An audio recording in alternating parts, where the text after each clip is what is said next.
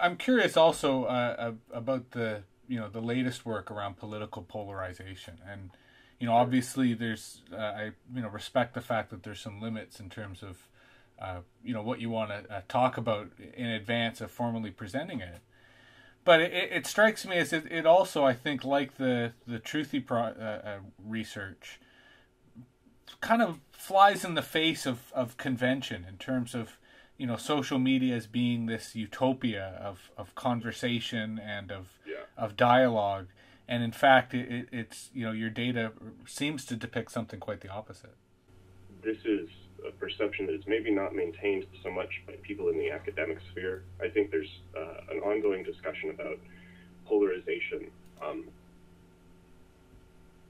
in sort of the academic literature, but I think that your characterization is pretty correct when we talk about in the popular media or just sort of the techno utopian hype machine.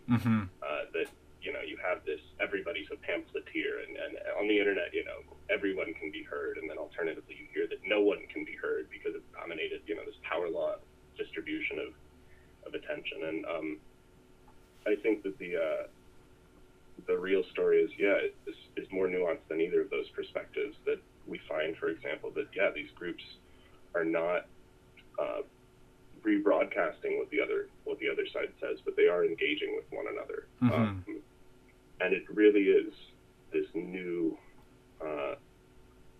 I think that we use these metaphors for copyright and for media and journalism from 100 years ago to understand property and information, and we try to apply them to the internet, and I think they break down. And I think social media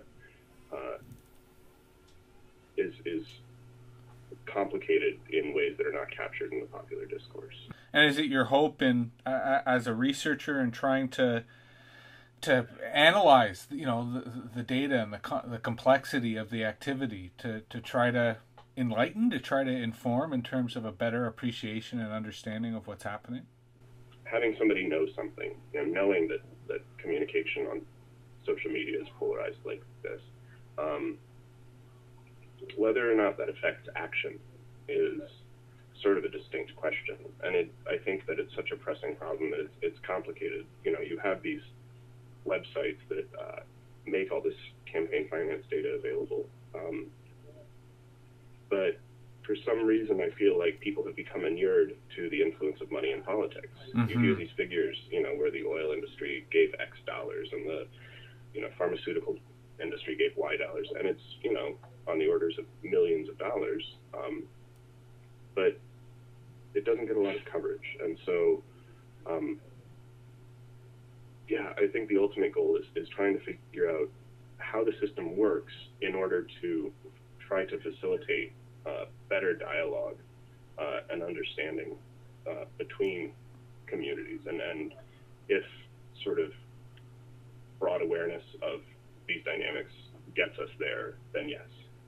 Well, and it sounds like you're sort of indirectly arguing that transparency is not enough, that open government by itself will not actually contribute to improvement or reforms in the system, that you actually need almost an application layer that makes sense of all that data, that makes sense of all that information, and frames it and presents it in a way that becomes relevant and is able to get people's attention rather than just be ignored. Is that correct? I think that's an excellent synthesis. Yeah. And I think that the onus is on the government to facilitate this in terms of funding for organizations to produce these kind of applications, because it's a public good. There's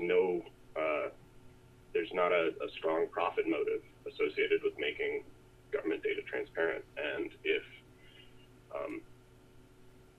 if we can only get CSV or these arcane file formats for transparency data, the audience is tragically limited, and then the man hours that you can throw at the problem are not at the scale of society.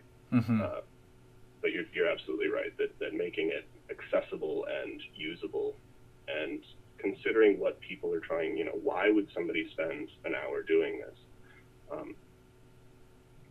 Yes, you need an application layer.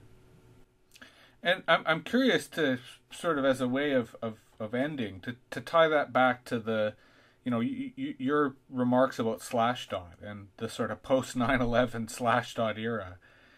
Do you see a politicization of geeks? Do you see the potential for people who really have a lot of the skill set, have a lot of the literacy to understand what's possible, starting to apply that to the public sphere? Not necessarily in a partisan way, but in a small c political way of trying to help out civil society. Yes, I think that part of it may have to do with sort of the aging of geeks. I think that people who were born into this era of, big data, and even, just people who were sort of,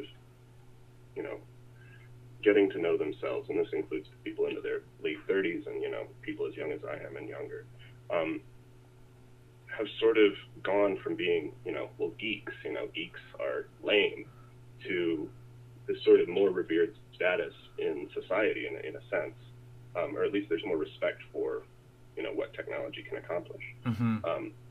And that, people are beginning to realize that, there's a whole world out there. At least they know that I'm editorializing here, but this is, strictly from my perspective. Mm-hmm. There's a whole host of problems that these, little puzzles I've been playing with my whole life, whether it's computer programming or databases or just, just these sort of geometric puzzles that, are so interesting, are broadly applicable. And I think that,